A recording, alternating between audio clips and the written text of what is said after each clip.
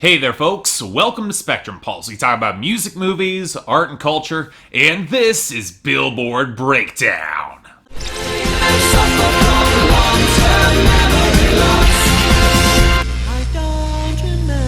So here's the thing about the summer lull period with the charts. You get out of it basically what you put into it. If you got good songs primed to go live in May or June that have some momentum, you basically have your good summer lineup provided there's no big shakeups or surprises. But if you don't have those songs, well, basically you're left with most of the Hot 100 right now, which isn't so much outright awful, but full of songs that engender barely a reaction at all from me. Fellow music critic Todd in the Shadows described these tracks as fragments, but I prefer the term hollow. They fill time on the radio, but you're left feeling like nothing really sticks in the way for some years have, which is bad, even for pop music. And nowhere is this evidence enough than our top 10. At last, it looks like One Dance by Drake, Kyle, and Wizkid is a bit shaky at the top, as sales and airplay have started to dip even as it is a streaming behemoth. The problem is that I'm not sure any song can capitalize on that, because Justin Timberlake's Can't Stop the Feeling might have more sales and better airplay, but its streaming lags hard and I don't see it recovering there. Maybe Don't Let Me Down by the Chainsmokers featuring Daya, which rose up to number 3 despite only decent sales in streaming and wavering airplay, though it's definitely got a ways to go before it can catch JT and Drake on the radio. But I also think it gained more because Panda by Designer is falling off hard, with streaming, airplay, and sales losses picking up a lot of momentum. It'll be passed by This Is What You Came For by Calvin Harris featuring Rihanna pretty soon, because with airplay momentum, good sales, solid streaming, and dominant YouTube, it's got some real traction to it. But it might face competition from Cheap Thrills by Sia featuring Sean Paul, which had huge airplay and sales gains and even picks up them streaming. If it keeps this up, it'll definitely be competitive in the coming weeks. Then you've got Needed Beam by Rihanna at number 7, a song with miserable sales and only okay airplay, but so much streaming at this point that it barely even matters. Whether it'll hold up against the more diverse strength of Don't Mind by Kent Jones at number 8 is a different question, which has some decent airplay, streaming, and sales to push forward. Of course, we also have Ride by 21 Pilots rising up to number 9 on decent sales, a bit of streaming and real airplay traction, might not be much, but we have to have some competition here. And then to round us out, we've got the continued collapse of Work From Home by Fifth Harmony featuring Dolla, which spent the week plummeting on airplay with crap sales, only decent streaming, and strong YouTube keeping it afloat. And that won't last much longer, especially with the superior All In My Head Flex featuring Fetty Wap rising up to replace it. Now we'll come back to that a little later, but now for our losers and dropouts. Most of the latter, they aren't that surprising. Two Phones by Kevin Gates and Humble and Kind by Tim McGraw, they both had respectable runs, reaching it naturally, and either Kiss It Better by Rihanna or Cleopatra by the Lumineers have been all too healthy. But my issues come more with our losers. Yeah, I'm not complaining that No by Meghan Trainor is finally on its way out at 62, or that Pop Style by Drake is collapsing months too late at 58, or even that Luke Bryan's Pandering, Huntin', Fishin', and Lovin' Every Day dropped down to 52. It's that the rest of our losers, they're actually pretty decent songs that I prefer would stick around. Sure, Came Here to Forget by Blake Shelton at 81, Body by Dreezy featuring Jeremiah at 90, and Kanye's Posse Cut Champions at 98. They're not great songs, but they at least got some quality to them. Much more depressing are the sudden losses to Dark Necessities by the Red Hot Chili Peppers to 100, which you could have expected. It's not like rock will stick to the charts in 2016. Or for You Don't Own Me by Grace featuring G-Eazy down to 75. Granted, she'll probably get a boost next week thanks to her debut album, but you have to wonder if that will be enough to actually keep her in the running here. And all this would be a lot less of an issue if our gains and returning entries weren't so damn inconsistent. Our big returning entry this week is Famous by Kanye West featuring Rihanna and Swiss Beats at 71. Undoubtedly off the back of the video's controversy, which I might as well speak about and say the most I can applaud about Kanye is for stirring up pop culture controversy and drawing attention to himself, not actually making much of a point beyond shock value. It's not so much pop art as it's the same provocation that inspires people to buy National Enquirer or watch TMZ. I'm not all that enthralled by it, and it's not that much of an artistic statement. What's frustrating is that it's actually one of the few good songs that gained traction this week. The others being All In My Head Flex by Fifth Harmony featuring Fetty Wap gaining big up to 40, and Broccoli by DRAM featuring Lil Yachty continuing up to 48. I guess we might be able to squeeze in Different for Girls by Dierks Bentley and Elle King up there at 82, but beyond that, Toothbrush by DNC goes up to 70 for somehow sounding more sterile than Maroon 5. We Don't Talk Anymore by Charlie Puth featuring Selena Gomez rose up to 49 on passive aggressive bitchiness. Treat You Better by Shawn Mendes continues up to 38 on White Guy Guy with Acoustic Guitar Manipulation, and For Free by DJ Khaled featuring Drake Rise Up to 22 because of the Drake feature, and that's pretty much it, even despite being a completely lazy, phoned-in fragment of a song. Are our new arrivals any better? Well, before we get to that, let's bring back our semi-regular segment and talk about something different from around the globe, so how about...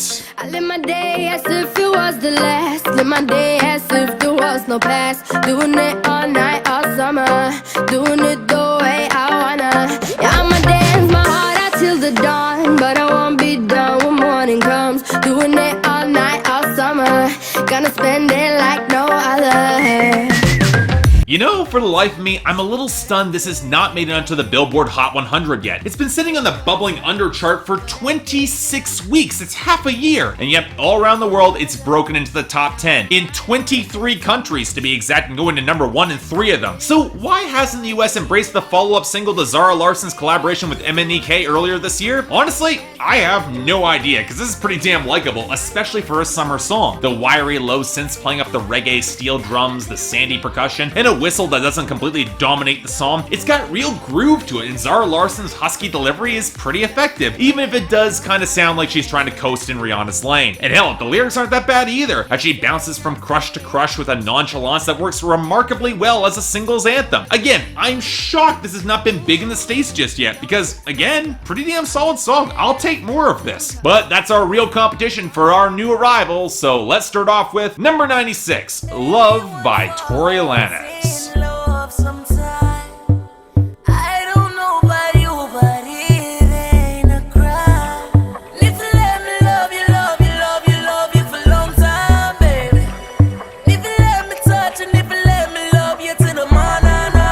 You know that it's never a good sign when the most I've heard about Tory Lanez is not for his music, but for all the shots he's taken at Drake. And you'd think that would be a bigger deal here in Toronto, both them being from this city, but it really hasn't caught a lot of attention, which is kind of surprising as the two of them have exchanged a lot of shots and nothing has been quite as decisive as when Drake and Meek Mill had beef last year. Or maybe it's because Tory Lanez is playing in a similar lane as Drake and is just less interesting with his content, which is all the more apparent here on Love, where he plays the more tropical hip house sound and drowns his voice in auto-tune without any actual bars at all. Pretty much a straightforward R&B jam that Dolla might do about falling in love to the point where it's borderline accidental, all against some production that's actually pretty damn lush and melodic with the blubbery bass and damp swells of synth, courtesy of some great sampling for Cashmere Cat. It's the sort of potential production that if Tory Lanez actually had something to say, I'd probably appreciate this a lot more. As it is, I think I like Say It a little more, but you know what, this isn't bad, it's actually pretty good. Likeable enough, so I'll take it. Number 86, She's Got a Way with Words by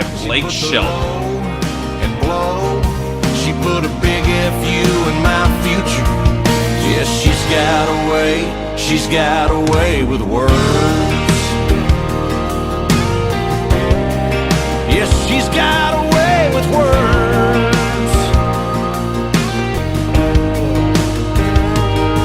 There are a lot of people who hate this song, to the point where I actually heard about the controversy a fair bit before I heard the actual song and then reviewed the album, mostly for it being made in bad taste about an ex who actually happens to be a powerhouse artist in her own right. Now here's the thing, if Blake Shelton wants to make a sour breakup anthem that functions as a giant middle finger to Miranda Lambert, I'm actually kind of okay with this, partially because it's got some decent mid-tempo modern country production with the steel guitar, partially because Blake Shelton's delivery feels more exasperated than pissy, and partially because if Miranda Lambert ever responds, she's going to eat him alive. And hell, I'd argue that the lyrical conceit isn't that bad either, with some decent wordplay. But it's where I discovered the roots of two big problems with the song. The first being that if you're gonna make a track about pulling words from other words, you need to make sure that the lines at least connect. Why does not go from try, and her does not go into hurt, even if that is kind of closer. The larger nitpick comes in those thin, higher backing vocals. Blake, I know you didn't write this song, but it rings as even more in bad taste when you try to play it as an anthem instead of keeping it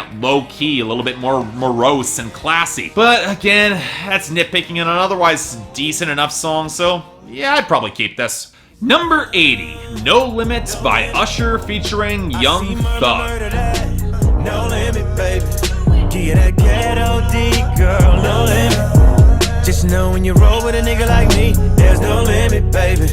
You know you fine, baby, you know that you fine. I'm just trying to make you mine, trying to make you mine. Yeah, I'm trying to make you mine, put a tingle in your spine. No joke, when I saw Usher on the charts this week, my immediate reaction was a mingled blur of excitement and relief. I didn't even care that it was with Young Thug. Finally, one of my favorite R&B stars has a new single, and that could mean that his long overdue 8th album, now called Flawed, might have a release date. And man, I want to like this a lot more than I do. I mean, it's not really bad. That low, wiry synth playing off your standard trap beat, that's fine. Even if I do think the vocal sample that runs through Usher's verses is distracting as all hell. And Young Thug's verse is actually pretty decent. He stays on topic with only a few oddball references as he talks about treating his girl. It actually works pretty well. The person I think who let me down most here is Usher himself. Dude, you have one of the most expressive and charismatic voices in modern R&B, and you stay in your monotone lower register for the entire song? And then the lyrics, look, I get making a tribute to Master P in Atlanta, but the writing here feels completely phoned in. Shine does not rhyme with destination, man. Look, I'm still a fan of Usher, but he's made far better songs than this, and I sure as hell hope it's not a sign coming for his album. Let's just hope Good Kisser is on that album. I really do love that song, but otherwise, this is okay at best. Number 56, I Got the Keys by DJ Khaled featuring Jay-Z and Future. I know the judge, I'ma shoot him some chips. I got them keys, major. I got them keys. Niggas always asking me the key. Till you own your own, you can't be free. Till you own your own, you can't be me. How we still slaves in 2016. So now we've got the second big single from DJ Khaled's upcoming album, and again, I heard about this song long before I actually heard this track. Not only was Jay-Z collaborating with Future, but apparently he actually had bars again, which was definitely exciting, and I guess this is where my general ambivalence towards Jay-Z comes through, because I didn't really care for this. Now, I didn't think Jay-Z's verses were bad. Once you wrap your head around the awkward shift in flow in the first verse of the Josh Norman reference, his bragging does indeed feel in a different category, owning all his masters of his music, never losing court cases, and holding a certain unassailable status that very few people can match. The larger issue, I think, comes in the production and the hook. Sure, the hook's catchy, but does anyone think that the auto-tune slathered all over Future makes him sound actually worse than normal? And what's up with the production that's so damn shrill, playing off claxons and your standard bass overloaded trap beat that only builds up hints of deeper synth sporadically in the mid-range? In other words, yeah, Jay had some bars here, but that's not enough to save an instrumental that gets insufferable in record time, so more often than not, I'd probably skip this. And finally, number 32, Sucker for Pain by Lil Wayne, Wiz Khalifa, and Imagine Dragons featuring Logic, Dolla, and X-Ambassadors.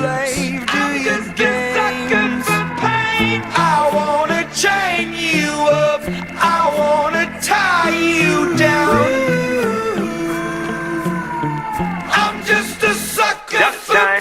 And now we've got the big one, the massive collaboration pushed by Warner Brothers for Suicide Squad. That's the long overdue introduction of Logic to the mainstream, as well as the second team up of Imagine Dragons and X-Ambassadors that nobody wanted after Fear. Now here's the thing, between this track and Heathens, I think Warner Brothers has no real idea how to properly market Suicide Squad, playing it far more dour and serious than it otherwise needs to be, and as such, this song has such a heavy, masochistic angle that it kind of overrides any sense of fun or gravitas that can come out of it. And while Logic fanboys will probably go wow that he got a decent, if unimpressive verse in, I was actually much more impressed by Lil Wayne, who sounded more healthy and on point than he has in a while, which is kind of ironic given how all that colorful imagery plays into the various ways that he could kill himself. And Ty Dolla $ign did a solid job too, capturing melancholy, to the point where Wiz Khalifa's verse is basically perfunctory. Where this track falls into a weird spot for me though is the hook. Look, I like Dan Reynolds as a frontman, but it's hard for me to buy into him selling sadomasochism. His voice feels raw, there's nothing here that implies he's getting anything out of any of it, with Sam Harris of X-Ambassadors even less impressive. And sure, the production is kinda eerie with the organ backdrop and lurking bass line and slight crackle around the edges of the mix, especially with the pluckier strings that creep through on Lil Wayne's verse, but this is a song that seems like it's trying to be far edgier than it actually is. Hell, I don't even need to point out that Eminem made creepier music on the radio 15 years ago, when The Hills by The Weeknd is a more chilling and intense song than this is. I'm sorry, I just really can't get on board. Even if I might want to, it's not bad, but not great either. So overall, yeah, a fair bit of mediocrity and disappointment here, which makes picking standout songs kind of hard. If I had my way, I'd give it to Lush Life by Zara Larsson, but let's be fair here. Honestly, I don't think I'm giving it to Tory Lanez for Love, entirely thanks to the production, which is actually really good. As for the worst, I I'm stuck between a disappointing lead performance but okay production and a guest verse that's actually pretty good, or two pretty good verses against terrible production and an obnoxious hook. So yeah, sorry Jay-Z fans, even he can't save I Got the Keys by DJ Khaled and featuring Future. Let's hope the charts improve a little bit next week. Things aren't quite better here yet, but until then,